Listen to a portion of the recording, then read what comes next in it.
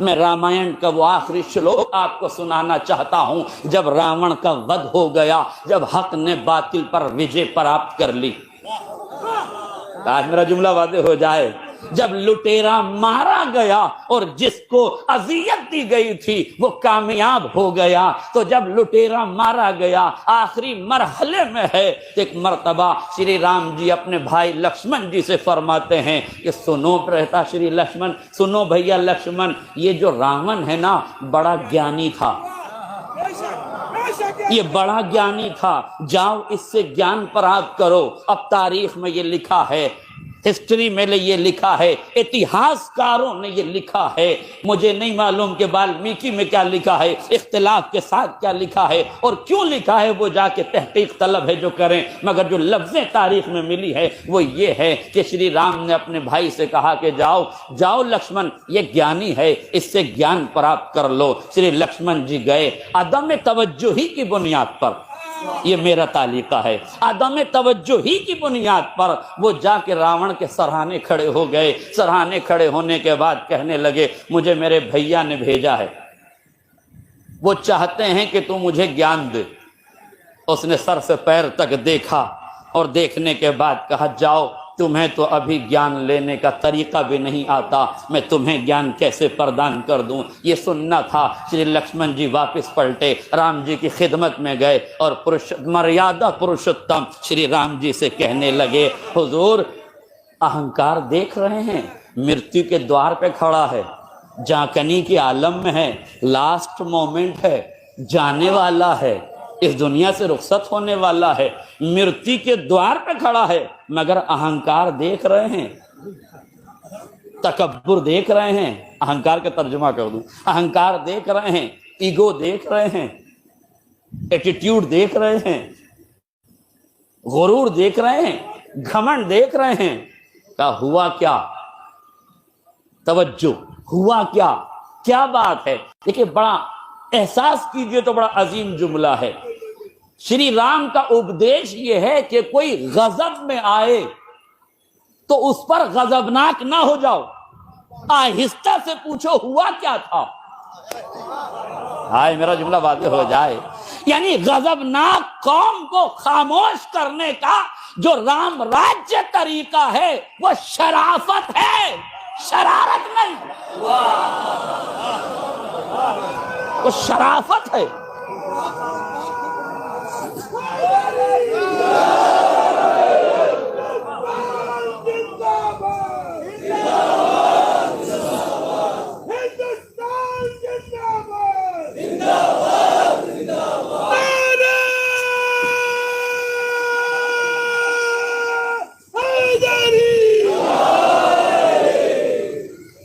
غور فرمایا آپ نے، فوراً انہیں شانت کیا، خاموش رہو تھوڑی دیر، اب بتاؤ ہوا کیا؟ کہنے لگے براتا شری مرتیو کے دوار پہ کھڑا ہے، مگر کتنا اہنکاری ہے، کتنا متکبر ہے، کتنا غرور میں مبتلا ہے، کہہ رہا ہے تمہیں تو ابھی شکشا پراپت کرنا نہیں آتا۔ شری رام مسکرائے، مسکرا کے پوچھا تم کھڑے کہاں تھے؟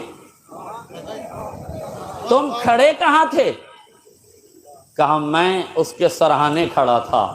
کہا تو پھر غلط جگہ کھڑے تھے، گیان گرو کے چرنوں سے پراپت کیا جاتا ہے، تمہیں پائنتی کھڑا ہونا چاہیے۔ میرے عزیزوں یہ ہے رام راجیہ کی وچار دھارا کہ جہاں تعلیم حاصل کی جائے وہ مقام بھی لائق احترام ہوتا ہے۔ یہ ہے رام راجیہ کی پریبھاشا کہ جہاں سے ایجوکیشن ملے، جہاں سے تعلیم ملے، اس مقام کا مہتو یہ ہے کہ سرہانے نہ کھڑے ہو، پائنتی کھڑے ہو۔ بھائی کا اپدیش سنا، فوراً پہنچے، جانے کے بعد پائنتی کھڑے ہوئے، راون کی آنکھوں میں آنکھیں ڈال کے کہا اب تو مجھے گیان دے دو، اب تو میں صحیح جگہ کھڑا ہوں۔ اب جملہ سنیے، آخری فرق تک توجہ چاہتا ہوں۔ راون نے جیسے ہی یہ سنا، یہ دو روایتیں ہماری سن لیجئے تاکہ بات کو سمجھنے میں آسانی ہو جائے۔ معصوم فرماتے ہیں خذ الحکمت ولو کان من اہل النفاق، حکمت جہاں سے پانا لے لینا، چاہے نفاق کے سینے ہی میں کیوں نہ ہو۔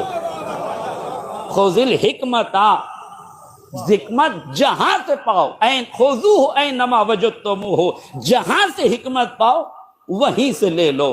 دوسرا فقرہ نہج البلاغہ میں امیر بیان و سخن مولائے متقیان علی ابن ابی طالب علیہ السلام،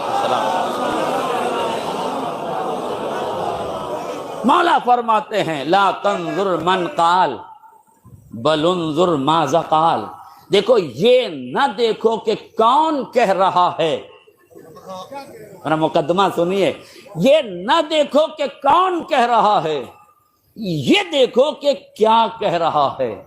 یہ نہ دیکھو کہ راون کہہ رہا ہے، یہ دیکھو کہ راون کہہ کیا رہا ہے۔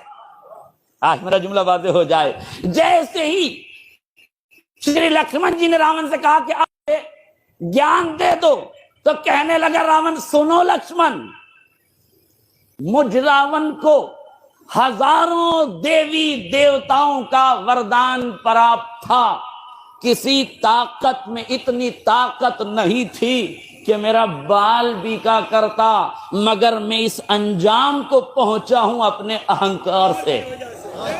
ہائے میرا جملہ واضح ہو جاتا، میں اس نتیجے پہ پہنچا ہوں اپنے ایگو کی وجہ سے، غرور کی وجہ سے، تکبر کی وجہ سے، گھمنڈ کی وجہ سے، انا کی وجہ سے، اہنکار کی وجہ سے۔ تو خیال رکھنا کبھی اہنکاری نہ ہو جانا۔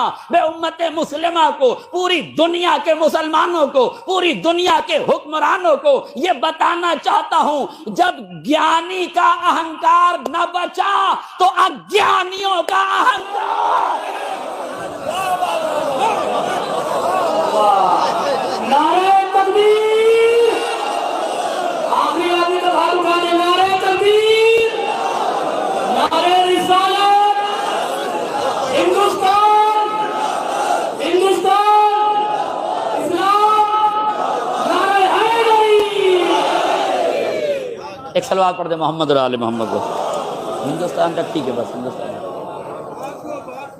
اہنکار کسی کا بھی نہیں بچے گا، اتنا بڑا گیانی تھا مگر اہنکار کی وجہ سے مارا گیا، اتنا بڑا گیانی تھا اپنے اہنکار کی وجہ سے ڈوب گیا۔ اس کا مطلب یہ ہے میرے عزیزوں، برا نہ مانیے گا، میں یہ نہیں کہہ رہا ہوں کہ حجاب کے خلاف ریلیاں نکالو، حجاب کے خلاف ریلیوں کی ضرورت نہیں ہے، اپنی بچیوں کو باحجاب بنا دو،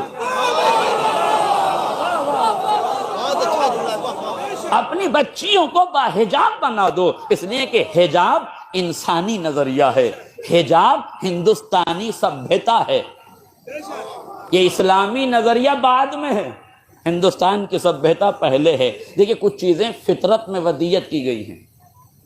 امریکہ نے ایک گڑیا بنائی جس ڈال کا نام رکھا باربی ڈال، بہت سے لوگ جانتے بھی ہوں گے اس سلسلے میں۔ امریکہ نے باربی ڈال کیوں بنائی؟ تاکہ ایران میں بے حجابی کو عام کر دیا جائے، لہذا اپنا پروڈکٹ بنا کر بھیجا گیا ایران کی جانب۔ ایران میں جیسے ہی باربی ڈول پہنچی، ذرا سے اثرات ہونے لگے، بے حجابی کا پیمانہ چھلکنے لگا، مگر جو دیندار معاشرہ تھا، مذہبی معاشرہ تھا، مذہبی معاشرہ دو رخی نہیں ہوتا۔ دیکھیں برا نہ مانیے گا، میں چھوڑتا کسی کو نہیں ہوں، مذہبی نظریہ رکھنے والے، مذہبی وچاردھارا رکھنے والے دوغلے نہیں ہوتے، ان کے یہاں جو مجلس کا پردہ ہے وہی شادی کا پردہ ہوتا ہے۔ میرا جملہ واضح ہو جاتا، جو مجلس کا پردہ ہے وہی شادی کا پردہ ہے، اس لیے کہ جہاں حجاب ہوس سے بچنے کا ذریعہ ہے تو مجلس سے زیادہ ہوس شادی کی ہے، اس لیے وہاں سے بھی بچنا ضروری ہے۔ ظاہر ہے جو دیندار معاشرہ تھا اس میں محسوس کیا، ایک عالم دین نے اپنی بچی کو تربیت دی تھی، ان کی زوجہ بھی تربیت یافتہ تھی، زوجہ نماز کے لیے کھڑی ہوئی ہوتی تھی تو بچی کے سر پہ اسکارف لگا دیا کرتی تھی، بچی روزانہ اسکارف لگاتی تھی، ماں کے پہلو میں کھڑی ہو جاتی تھی۔ اچھا اسکارف بچی کے وہی ماں لگائے گی جسے خود لگاتا ہو، تو اسے کیا پتا جسے خود ہی اسکارف کا پتہ نہ ہو۔ اسکارف لگایا، بچی کو کھڑا کیا، چند دن بچی اس کے ساتھ نماز پڑھتی رہی. ایک دن بچی نے ایک گڑیا اٹھائی، وہی باربی ڈال جو اس گھر تک اتفاقاً پہنچ گئی تھی. اس نے باربی ڈول کو اٹھایا، دیکھا چاروں طرف سے برہنہ ہے، اس کے چہرے پر اسکارف لگایا، چھوٹا سا کپڑا لگایا، اپنے ساتھ مصلی عبادت پہ کھڑا کر لیا. باپ نے اس منظر کو دیکھا، محسوس کر لیا کہ دشمن کی سازش کو ختم کیسے کیا جاتا ہے. کمپنیوں کو متوجہ کیا گیا، امریکہ نے باربی ڈول بنا کے بھیجی ہے، اب ہم ایک ڈول بنائیں گے جس کا نام مریم رکھیں گے، جس کے چہرے پہ حجاب لگائیں گے، اسے امریکہ میں بھیجیں گے اور دنیا کو بتائیں گے کہ ننگے سماج کو حجاب کیسے پڑھایا جاتا ہے.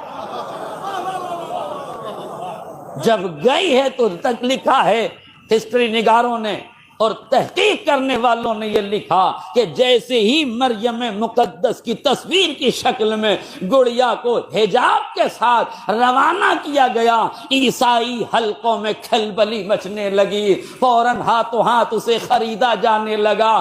باربی کی ساری تجارت ختم ہو گئی، مریم مقدس کے ذریعے سے حجاب ننگے سماج میں رائج کر دیا گیا. اور فرما رہے ہیں اس کا مطلب یہ ہے کہ ہمیں خود عمل کرنا پڑے گا، اس کے بعد مرحلہ طے ہوگا. اب رہا سوال کہ قرآن میں حجاب ہے کہ نہیں. اب قرآن میں حجاب میں کیسے سمجھاؤں؟ میں آپ کو اس رامائن سے حجاب سمجھانا چاہتا ہوں جس سے آپ بخوبی واقف ہیں. تو آپ جانتے ہیں جب محترمہ سیتا میاں کا اپہرن کیا گیا تو راون سادھو کے لباس میں آیا. وہ جو لکشمن ریکھا کھینچی گئی تھی اسے ایک لمحے کے لیے حالات کی مجبوری سے کراس کیا گیا. میرے عزیزوں میرے جملوں پہ توجہ کیجیے گا، میں اپنے ہر لفظ کا ذمہ دار ہوں مگر کسی کے ذوق سماعت کا ذمہ دار نہیں ہوں. میں اپنے لفظوں کا ذمہ دار ہوں. اہل علم تشریف فرما ہے، قسم خدا کی آسمان علم کے سارے ستارے تو آج اس بزم مدحت میں جمع ہو گئے. علماء کرام کا مجمع ہے، یہ ستارے علم کے چمکتے ہوئے افراد یہاں بیٹھے ہوئے ہیں. طالب اصلاح رہوں گا، ان بزرگوں سے ایک صلوات پڑھیں محمد و آل محمد. مرحوم فیروز حیدر صاحب قبلہ نے بڑا خوبصورت جملہ کہا تھا، اگر میری ماؤں بہنوں تک یہ جملہ پہنچ جائے تو میں سمجھوں گا میری مجلس کا حق ادا ہو گیا. وہ کہتے تھے شری لکشمن جی نے ایک ریکھا کھینچی تھی، اگر مجبوری میں بھی اس ریکھا کو پار نہ کیا گیا ہوتا تو اتنی بڑی رامائن عالم وجود میں نہ آتی. اس کا مطلب ہے کہ عورت کو اپنے کردار کی سیماؤں کو پہچاننا چاہیے، اس دائرے کے حدود کا اسے خیال رکھنا چاہیے، ورنہ مجبوری میں نکالے جانے والا قدم بھی مصیبتوں کو دعوت دینے سے نہیں روک سکتا. نتیجہ یہ ہوا کہ جب یہ اپہرن ہو گیا، تاریخ میں لکھا، والمیکی رامائن میں بھی اس کا ذکر موجود ہے کہ جب یہ اپہرن کر کے راون چلا تو محترمہ سیتا چونکہ ایک ذہین اور سمجھدار خاتون تھی اور محترم خاتون تھی، اور ایسی احترام اور محترم خواتین کا ہم تہے دل سے، ہردے کی گہرائی سے ان کا احترام کرتے ہیں، کرنا چاہیے. صاحب شعور کی ذمہ داری ہے کہ ہر مذہب کے بزرگوں کا احترام کرنا سیاست نہیں سکھاتی، شرافت سکھاتی ہے. کرنا چاہیے، شرافتوں کے پیمانے چھلکانے چاہیے. لہذا محترمہ ذہین تھی، اس لیے انہوں نے اپنی کبھی انگوٹھی اتار کے پھینکی، کبھی اپنا کڑا اتار کے پھینکا، کبھی اپنی جوتی اتار کے پھینک دی. کیوں؟ تاکہ پیچھے آنے والوں کو محسوس ہوتا رہے، نشانیاں اور یہ علامتیں انہیں ملتی رہیں. لہذا جب یہ ہو گیا، ادھر شری رام جی، شری لکشمن جی، ہنومان جی کے ساتھ تینوں آدمی ڈھونڈنے کے لیے نکلے. تو اب رامائن میں یہ لکھا ہوا ہے کہ ہنومان جی نے انگوٹھی اٹھائی، لکشمن جی سے کہا یہ کس کی ہے؟ کہا یہ میری بھابھی کی ہے. پھر آگے چل کے انہوں نے کڑا اٹھایا، پوچھا یہ کس کا ہے؟ کہا یہ بھابھی کا ہے. آگے چل کے انہوں نے پیر کی جوتی اٹھائی، کہا یہ کس کی ہے؟ کہا یہ میری بھابھی کی ہے. آگے چل کے انہوں نے چوتھی چیز جو اٹھائی وہ ناک کی ایک نتھ اٹھائی. ناک میں پہنے جانے والا ایک وستو یا نتھ جسے کہتے ہیں، نتھنی جسے کہتے ہیں، اسے اٹھایا. اور اٹھانے کے بعد شری لکشمن جی کو دیکھ کے کہا آپ اسے پہچانتے ہیں؟ انہوں نے کہا نہیں، میں اسے نہیں پہچانتا، میں اسے نہیں پہچانتا. श्री राम जी ने देखा और कहा कि ये तुम्हारी भाभी की है, परंतु तुम क्यों नहीं पहचानते। अब श्री लक्ष्मण जी का जुमला है, अगर किसी के समझ में आ जाए तो बहुत बड़ी बात है। वो फरमाते हैं, भ्राता श्री, मैं अपनी मर्यादा की सीमाओं को जानता हूं, मेरा धर्म मुझे भाभी के चेहरे पे नजर करने की इजाजत नहीं देता। मेरे अजीजों, बुर्का हिजाब का नाम नहीं है, बुर्का लिबास का नाम है। हिजाब आंखों की हया को कहते हैं, मिजाज की शराफत को कहते हैं, नजरों की महानता का नाम पर्दा है, दुनिया की नीचता का नाम पर्दा नहीं है।